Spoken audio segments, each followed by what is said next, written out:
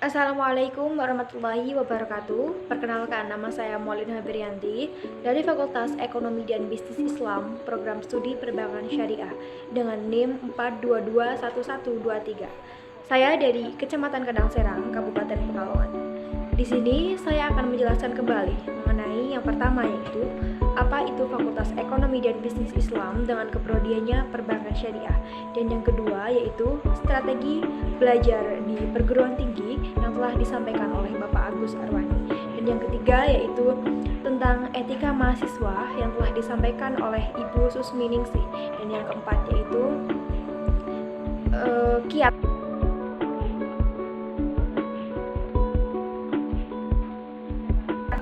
kuat Susmanto.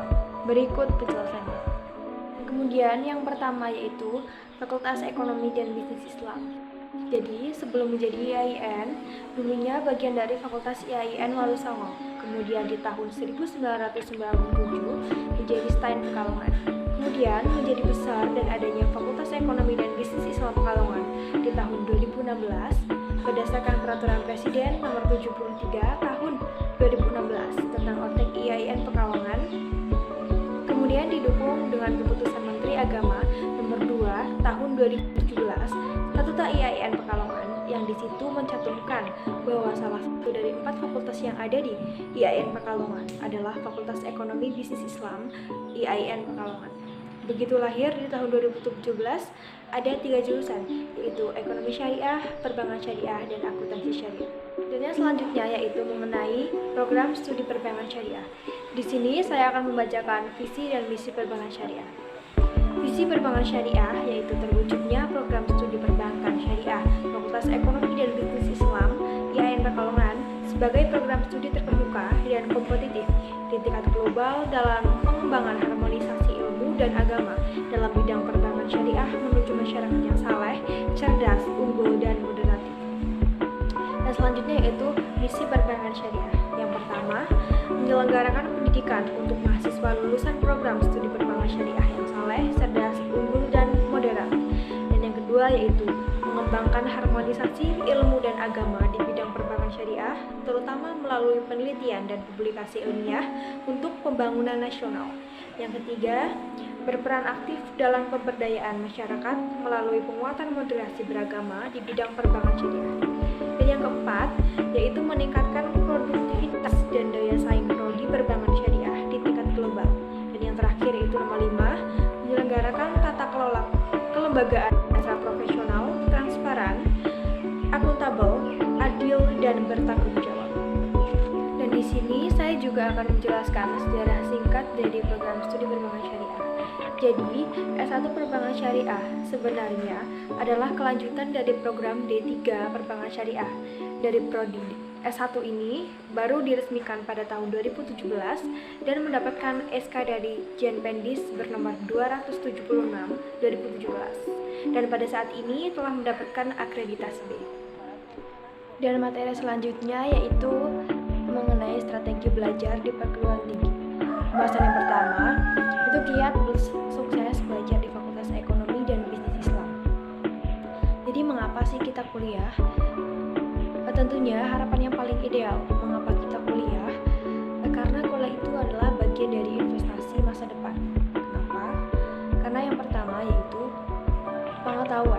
Dengan kuliah kita bisa mendapatkan pengetahuan, tentunya pengetahuan yang lebih banyak. Yang kedua yaitu skill atau keterampilan. Jadi dengan kuliah kita bisa seperti keterampilan berbicara dan keterampilan berpresentasi. Yang ketiga yaitu teknik. Nah, dengan kuliah kita bisa mendapatkan teknik nanti yang dapat digunakan saat kita lulus nanti. Yang keempat, attitude atau sikap. Mendapatkan sikap yang lebih dewasa dan terbentuk attitude yang lebih baik. Dan yang kelima yaitu pengalaman. Dengan kuliah kita bisa mendapatkan pengalaman yang banyak, pengalaman yang dapat ketika mengikuti perkuliahan nanti. Jadi apa sih bedanya kuliah dengan sekolah? Tentunya berbeda. Dan yang pertama yaitu mengenai tanggung jawab yang besar, dan yang kedua yaitu nanti di kampus kita juga mendapatkan nilai yang lebih tegas. Contohnya seperti A, B, atau C. Dan yang ketiga yaitu jumlah ujiannya lebih sedikit. Contoh ujian lisan, ujian tulis, dan ujian penegasan. Yang keempat, jadi mahasiswa diharapkan bisa memperoleh kedewasaan, keterampilan, dan yang lebih banyak. Yang kelima, saat kita kuliah nanti, juga tugas tidak selalu diperiksa. Di sini juga ada macam-macam strategi belajar. Yang pertama yaitu strategi belajar visual, yaitu dengan cara memvisualisasikan materi dalam bentuk memahami dalam bentuk gambar, peta, ataupun grafik. Yang kedua yaitu memahami materi bacaan atau gambar, beri warna dan gambar pada catatan. Selanjutnya ada strategi belajar auditorin, yaitu dengan cara mendengarkan baik-baik penjelasan dosen saat di kelas dan terangkan secara lisan suatu pelajaran pada teman, gunakan nada-nada lagu untuk mengingat. Dan yang ketiga yaitu ada strategi belajar kinestik, yaitu dengan cara libatkan sebanyak mungkin anggota tubuh, perbanyak latihan soal, dan sesudah belajar tulislah poin-poin pentingnya. Yang keempat yaitu ada strategi belajar berkelompok, itu dengan cara memilih teman belajar yang cocok, saling mendengar, membandingkan catatan, tanya jalan pengerjaan bukan sekedar jawaban. Lalu juga ada rutinkan belajar bersama. Dan yang kelima yaitu ada strategi belajar mandiri, seperti berbanyak literatur dan latihan soal yang digunakan. Yang kedua itu pilih tempat belajar yang tenang. Dan yang terakhir itu setelah memahami materi, cobalah berdiskusi dengan orang lain. Lalu selanjutnya yaitu strategi menghadapi ujian. Ini ada beberapa strategi. Yang pertama yaitu sediakan cukup waktu untuk belajar, tahu spesifikasi ujian, lalu belajar berkelompok. Ada juga sumber-sumber penting yang harus dipersiapkan saat kita ujian nanti, yaitu contohnya dari perpustakaan, dari Google Scholar, soal ujian tahun lalu, dan catatan kuliah, terutama kuliah terakhir sebelum ujian. Selanjutnya ada teknik menulis. Jadi sebagai mahasiswa, kita juga harus mempunyai teknik menulis. Berikut langkah-langkah menulis. Pertama yaitu memahami materi, seperti pahami deskripsi tugas, cek siapa calon pembacanya, lalu perkarya literasi. Yang kedua ada menulis draft awal, yaitu dengan cara brainstorming, mulai di mana saja. Jangan dulu mengkritik diri, biarkan mengalir, jangan takut mengubah outline, dan gunakan gaya sendiri, lupakan draft untuk sementara. Yang terakhir juga ada seni presentasi dalam perkuliahan. Yang pertama yaitu kuasai materi, yang kedua public speaking, yang ketiga materi, yaitu dengan menggunakan ilustrasi atau animasi dan menggunakan tampilan intinya saja. Dan terakhir buat semudah mungkin untuk dimengerti. Dan materi yang ketiga yaitu etika mahasiswa. Pembahasan yang pertama yaitu etika pergaulan melalui busana dan komunikasi. Etika atau etimologi berasal dari bahasa Yunani adalah ethos, yang berarti watak kesusilaan atau adat kebiasaan. Etika berarti juga adat kebiasaan atau cara hidup seseorang dengan melakukan perbuatan yang baik, kesusilaan, dan menghindari baik tindakan yang buruk. Susila lebih menunjukkan kepada dasar-dasar prinsip, aturan hidup yang lebih baik. Dan akhlak berarti moral, dan etika berarti ilmu akhlak. Lalu selanjutnya yaitu etika berkomunikasi adalah norma, nilai atau ukuran tingkah laku baik dalam kegiatan komunikasi, berbicara atau menulis di suatu masyarakat. Lalu etika berbusana adalah norma, nilai atau aturan tingkah laku baik dalam kegiatan berpakaian di suatu masyarakat. Yang ketiga yaitu etika bergaul di lingkungan kampus. Yang pertama itu saling menghormati dan menghargai terhadap sesama mahasiswa, berperilaku dan bertutur kata yang sopan baik di dalam kelas dan di luar kelas, yang mencerminkan perilaku dengan nilai-nilai agama, kepercayaan yang dianut. Yang ketiga yaitu tindak berperilaku asusila,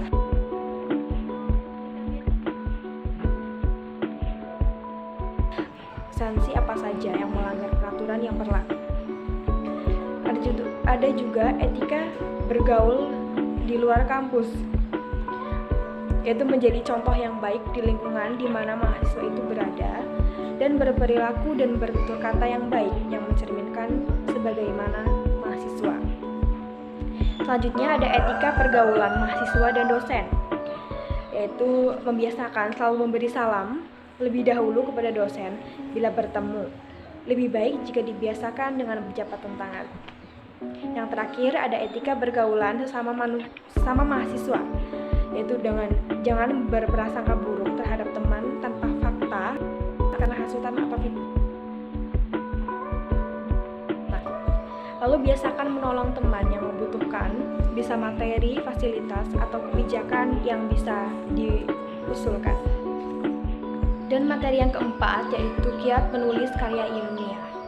Nah, sesungguhnya menulis itu mengajarkan sebuah informasi, menyajikan kebenaran dengan cara sebagai berikut. Yang pertama yaitu ada animisme dan dinamisme, yang kedua berpikir logis dan filsafat, yang ketiga agama dan kitab suci, yang keempat trial dan error atau uji coba, yang kelima yaitu tokoh berotoritas seperti kiai, dukun, dan lain-lain, dan yang keenam yaitu penelitian atau riset.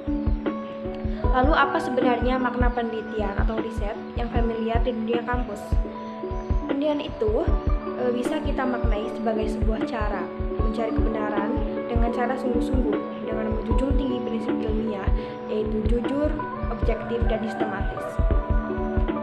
Lalu metode yang digunakan yaitu seperti observasi, wawancara, kuesioner, dan lain-lain. Dari hasil penelitian diterbitkan melalui berbagai media publikasi dalam bentuk karya tulis. Lalu apa saja bentuk-bentuk karya tulis ilmiah? Yang pertama itu ada makalah, artikel, skripsi, tesis, dan disertasi. Lalu bagaimana sih menemukan karya ilmiah? Yang pertama itu dengan mengamati, seperti mengamati kejadian sehari-hari yang terjadi di masyarakat, seperti pasar, perkantoran, pusat bisnis, kegiatan keagamaan, dan lain-lain. Yang kedua yaitu dengan membaca tulisan di berbagai media, koran, artikel, buku, laporan penelitian, dan lain-lain. Yang ketiga itu dengan diskusi, dengan mendiskusikan persoalan yang fenomenal dan aktual. Yang terakhir yaitu keterampilan menulis. Tentunya dalam perkuliahan kita membutuhkan keterampilan menulis, yaitu dengan cara yang pertama yaitu rajin berlatih, yang kedua menggunakan reference management, yaitu contohnya Mendeley, Sotero, dan lain-lain. Yang ketiga yaitu menyajikan dengan baik, logis, dan sistematis. Dan yang terakhir, yang keempat, yaitu menjaga originalitas, menghindari plagiasi, dan similarity. Oke, dan yang terakhir, berhubung di sini kebiasaan yang saya suka, yaitu menyuarakan perasaan saya atau dengan menyanyi. Jadi saya berniat untuk bergabung di UKM Seni Musik El-Fatah. Semoga dengan bergabungnya saya di UKM Seni Musik El-Fatah dapat mengembangkan hobi dan bakat saya. Mungkin itu saja yang dapat saya sampaikan. Kurang lebihnya mohon maaf. Sekian. Assalamualaikum warahmatullahi wabarakatuh.